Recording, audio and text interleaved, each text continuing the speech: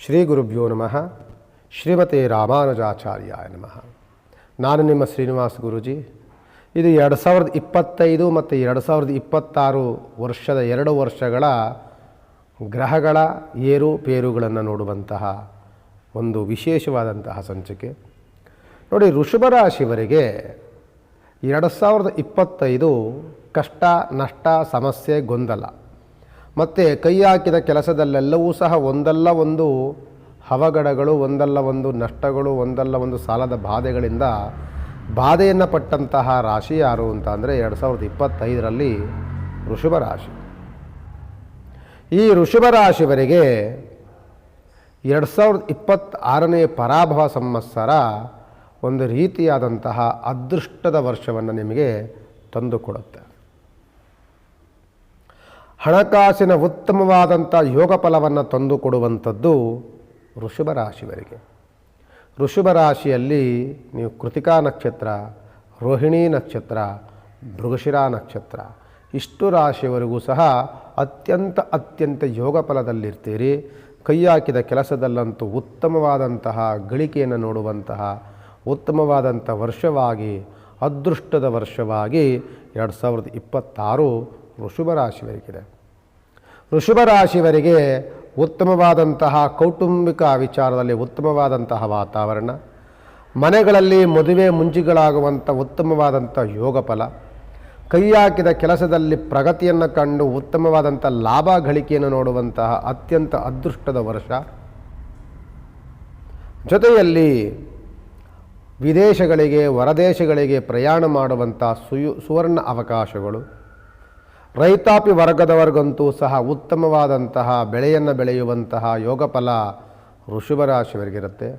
ರೋಗ ರುಜಿನಾದಿಗಳಿಂದ ವಿಮುಕ್ತರಾಗುವಂತಹ, ಮುಕ್ತರಾಗಿ ಉತ್ತಮವಾದಂತಹ ಫಸಲುಗಳು, ಅದು ಅಡಿಕೆಯಿಂದ ಹಿಡಿದು ತೆಂಗು, ಬಾಳೆ ಮತ್ತು ದ್ವಿದಳ ಧಾನ್ಯಗಳನ್ನು ಸಂಪಾದನೆ ಮಾಡುವಂಥ ಬೆಳೆಯುವಂತಹ ಯೋಗ ಫಲ ವೃಷಭ ರಾಶಿಯವರಿಗೆ ಶುಕ್ರನ ಅದೃಷ್ಟದಿಂದ ಬರುತ್ತೆ.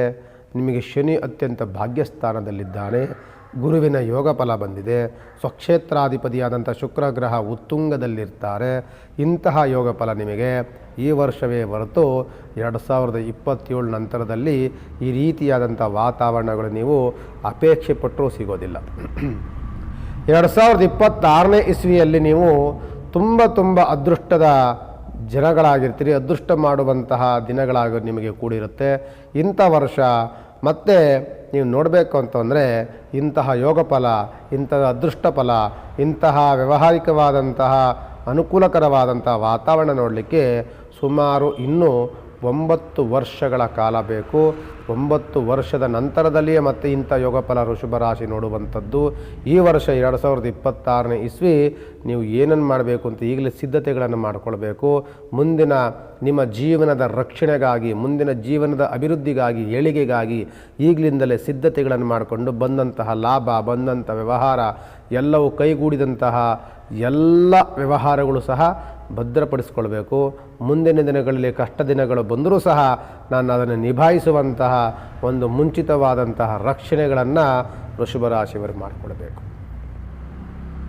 ವೃಷಭ ರಾಶಿಯವರಿಗೆ 2027ನೇ ಇಸ್ವಿಯ ಜುಲೈ ತಿಂಗಳಿಂದ 7.5 ಆರಂಭವಾಗುತ್ತೆ. 2027ನೇ ಜುಲೈನಲ್ಲಿ ನಿಮಗೆ 7.5 ಆರಂಭ ಆಯಿತು ಅಂತ ಅಂದರೆ ಇನ್ನು 7.5 ವರ್ಷಗಳ ಕಾಲದವರೆಗೂ ಸಹ ನಿಮ್ಮನ್ನು ಕಾಡುತ್ತೆ, ಕಷ್ಟಗಳನ್ನು ಕೊಡುತ್ತೆ, ಸಮಸ್ಯೆಗಳಿಗೆ ದೂಡುತ್ತೆ. ಆದ್ದರಿಂದ ಈಗಿರುವಂತಹ ದಿನ ತುಂಬ ಉತ್ತಮವಾದಂಥ ದಿನ. ಅದಕ್ಕೆ ನಾನು ಹೇಳಿದ್ದು 2026ನೇ ಇಸ್ವಿಯಲ್ಲಿ ನೀವು ಎಲ್ಲವೂ ಸಹ ಮುಂದಿನ ದಿನಗಳ ಕಷ್ಟಗಳು ಬಂದರೂ ಸಹ ಅದು ನಿಭಾಯಿಸುವಂತಹ ಒಂದು ಶೇಖರಣೆ, ಒಂದು ವ್ಯವಹಾರ, ಒಂದು ಚೌಕಟ್ಟು ಎಲ್ಲವನ್ನು ನೀವು ಸಿದ್ಧತೆಗಳನ್ನು ಮಾಡ್ಕೊಂಡು ಬಿಟ್ಟಾಗ ನಿಮಗೆ ಅಂಥ ಕಷ್ಟ ದಿನಗಳಲ್ಲಿ ನೀವು ಅದನ್ನು ಧೈರ್ಯದಲ್ಲಿ ನೀವು ಅದನ್ನು ಎದುರಿಸ್ಬೋದು. ಅದಕ್ಕೋಸ್ಕರವಾಗಿ ನಾನು ಹೇಳಿದ್ದು ನಿಮಗೆ ಎಲ್ಲ ಯೋಗಗಳಿದೆ. ಎಲ್ಲ ಕೈ ಹಾಕಿದ ಕೆಲಸದಿಂದ ಹಿಡಿದು ಕೋರ್ಟ್ ಕಚೇರಿಗಳಿಂದ ಹಿಡಿದು ಸರ್ಕಾರಿ ಕೆಲಸಗಳಿಂದ ಹಿಡಿದು ಬಡ್ತಿ, ಮೇಲಧಿಕಾರಿಗಳಿಂದ ಪ್ರಶಂಸೆ, ಉತ್ತಮವಾದಂಥ ಹಣಕಾಸಿನ ಯೋಗ, ಕೈಯಾದ ಕೆಲಸದಲ್ಲಿ ಪ್ರಗತಿ, ಎಲ್ಲ ಪ್ರತಿಯೊಂದು ವರ್ಗದಲ್ಲಿಯೂ ಸಹ ನೀವು ಕೈ ಹಾಕಿದ ಪ್ರಯತ್ನಿಸಿದ ಎಲ್ಲ ಕೆಲಸ ಕೈಂಕರ್ಯಗಳು ಸಹ ಉತ್ತಮವಾಗಿ ನಡ್ಕೊಂಡು ಹೋಗುತ್ತೆ. ಮನೆಯಲ್ಲಿ ಶುಭ ಕಾರ್ಯಗಳು ಏರಳವಾಗುತ್ತೆ. ಇದೆಲ್ಲ ಅದೃಷ್ಟದ ದಿನಗಳು. ಇನ್ನು ನಿಮಗೆ ಈ ವರ್ಷ 2026ನೇ ಇಸ್ವಿ ತುಂಬ ಅನುಕೂಲಗಳನ್ನು ಮಾಡಿಕೊಡುತ್ತೆ. ಆದ್ದರಿಂದ ಇಂತಹ ಅದೃಷ್ಟ ಬಂದಾಗ ನಾವು ಕಣ್ಮುಚ್ಕೊಳ್ಬಾರ್ದು ಅಂತ ಹೇಳ್ತೀವಲ್ಲ, ಅಂಥ ಉತ್ತಮವಾದಂಥ ವರ್ಷ, ಉತ್ತಮವಾದಂಥ ವ್ಯವಹಾರಗಳು ಬಂದಾಗ ಅದನ್ನು ನಾವು ಸಫಲತೆಯನ್ನು ಮಾಡ್ಕೊಳ್ತಾ, ಅದನ್ನು ಉತ್ತಮವಾಗಿ ಬಳಸ್ಕೊಳ್ತಾ ನಮ್ಮ ಜೀವನದ ರಕ್ಷಣೆಗೆ ನಾವು ಸಿದ್ಧತೆಗಳನ್ನು ಮಾಡಿಕೊಳ್ಬೇಕು. 2026 ವೃಷಭ ರಾಶಿಯವರಿಗೆ ಉತ್ತುಂಗದ ವರ್ಷ. 2025ಕ್ಕಿಂತಲೂ ಸಹ 26 ಭಾಳ ಅದರಲ್ಲಿ 100 ಪಟ್ಟು ಅನುಕೂಲಕರವಾದಂತಹ ವಾತಾವರಣವನ್ನು ಭಗವಂತ ಸೃಷ್ಟಿ ಮಾಡಿದ್ದಾನೆ. ಅದನ್ನು ಉತ್ತಮವಾಗಿ ಬಳಸ್ಕೊಳ್ಳಿ ಅಂತ ಹೇಳ್ತಾ, ರಾಷ್ಟ್ರಾಧಿಪತಿ ಬಂದು ಶುಕ್ರಗ್ರಹ, ಯೋಗದಲ್ಲಿರುವಂಥವನು ಶನಿಗ್ರಹ, ಉತ್ತುಂಗದಲ್ಲಿರುವಂಥವನು ಗುರುಗ್ರಹ, ಎಲ್ಲ ಗ್ರಹಗತಿಗಳ ಯೋಗ ಫಲವನ್ನು ಕೂಡಿಕೊಂಡು ಬಂದಂಥದ್ದು ರಾಶಿ ವೃಷಭ ರಾಶಿ. ಆದ್ದರಿಂದ ವೃಷಭ ರಾಶಿ ಮತ್ತೊಮ್ಮೆ ನಾನು ನೆನಪಿಸ್ತೇನೆ, ಈ ವರ್ಷ ಅದೃಷ್ಟದ ವರ್ಷ. ತುಂಬ ಉತ್ತಮವಾಗಿ ಇದನ್ನು ಬಳಸ್ಕೊಳ್ಳಿ. ಮುಂದಿನ ದಿನಗಳಲ್ಲಿ ಇಂತಹ ವರ್ಷಗಳು ಬರಬೇಕು ಅಂತ ಅಂದರೆ ಸುಮಾರು ವರ್ಷಗಳನ್ನು ನಾವು ಕಾಯಬೇಕಾಗ್ತದೆ. ಬಂದಂಥ ಅದೃಷ್ಟವನ್ನು ನಾವು ಉತ್ತಮವಾಗಿ ಸ್ವಾಗತವನ್ನು ಮಾಡಿಕೊಳ್ತಾ ಜೀವನವನ್ನು ಉತ್ತಮವಾಗಿ ಬಳಸ್ಕೊಳ್ಳೋಣ. ನಮಸ್ಕಾರ.